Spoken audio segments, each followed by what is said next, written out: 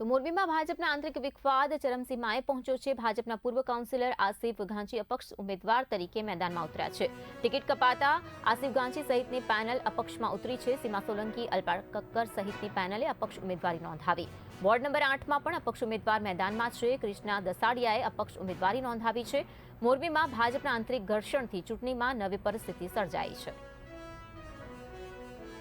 ઉમેદવારી નોંધાવી હતી। પહેલા હું ભાજપમાં પૂર્વ કાઉન્સિલર હતી।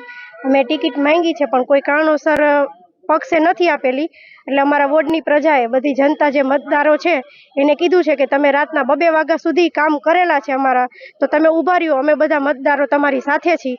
એટલે અમે અપક્ષમાં પેનલ બનાવેલી છે। એક હું છું, કૃષ્ણાબેન નવનીતભાઈ દસાડિયા, અને બીજા છે લલિતભાઈ કામરિયા। જે ભારતીય જનતા પક્ષમાં ટિકિટ માંગેલી પણ કોઈ કારણોસર પક્ષ દ્વારા અમને ટિકિટ નથી આપવામાં આવેલી, તો વોર્ડ નંબર 7ના અમારા તમામ જ્ઞાતિના આગેવાનો, જ્ઞાતિના મતદારો, તમામ 18 વર્ણના મતદારો જે છે તેઓની માંગ એવી હતી કે આપ શ્રી બધા અપક્ષ ભરો। એટલે લોક લાગણીને માન આપી અમે વોર્ડ નંબર 7માંથી અમારી પેનલ અત્યારે ઉતારી છે અને પેનલના ફોર્મ અત્યારે ભરેલા છે। મંજૂરથી અમે સિમ્બોલ સાથે પ્રજાની વચ્ચે આવી ને વિકાસની કેળીને કેમ આગળ વધારવી ને કેવી રીતના માણસોના કામ થાય એને અમે વાચા આપવાનું કાર્ય કરવા માટે એક અપક્ષની પેનલનું